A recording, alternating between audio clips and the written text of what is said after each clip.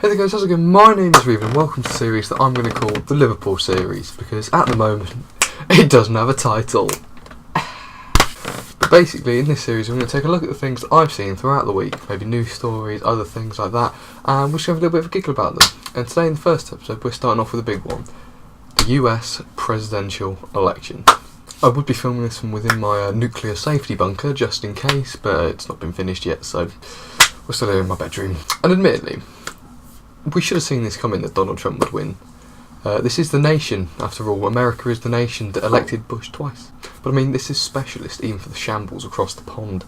The man uses bigly and braggadocious in political speeches. Come on, America, you've elected a man with the vocabulary of a 4-year-old. Alright, for those who don't know how the American voting system works, the presidential campaign, they have electoral votes, and effectively, across the country you have 538 electoral colleges and electoral votes and representatives. And basically how it works is it just clearly doesn't work. The entire thing was invented to keep people with, like Donald Trump, who are power mad and have no political guise about them, out of power. But, you know, he's in, isn't he? The Trumpinator, as I've taken to calling him, his main policies are to build a 1,900-mile wall across the Mexican-USA border to stem illegal immigrants from Mexico, and he's claiming that the Mexican government will pay the $10 million bill for a wall they don't want, and his other policy is carpet bomb in the Middle East. And his supporters still have the cheek to say that this isn't racism or xenophobia, he's in fact just being aware. And I love the thought of Native Americans, whenever he mentions anything about migration, just staring at his German smug face and just going, this guy. Like, the man literally tweeted that his grandparents didn't come all the way over here from Germany to watch a company overtaken by immigrants.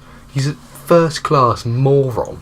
To give him credit, his economics policy isn't entirely atrocious, even though he's an economist, and it's not it's still flawed. Like, let's face it, he's planning on charging a 45% tax on any Chinese imports, and judging by most products being imported from China, that means like your standard everyday product will have a horrendous amount of inflation on it just to give Americans their jobs back, which I think is ridiculous because they're just going to kick off about the fact that they can't afford simple things like toys anymore. And to keep it short, we're in trouble, and not trouble like you've ran out of loo roll and you've just got to pull up your trousers and grin and bear it for the rest of the day, but more like trouble you've just been caught balls deep in your neighbour's dog trouble. So I've taken the liberty of compiling a list of people who make a better and safer president than Donald Trump. It's not a conclusive list, and it may be slightly biased, as I'm a little bit left-wing, but it's still a list, and I'm going to read it to you now.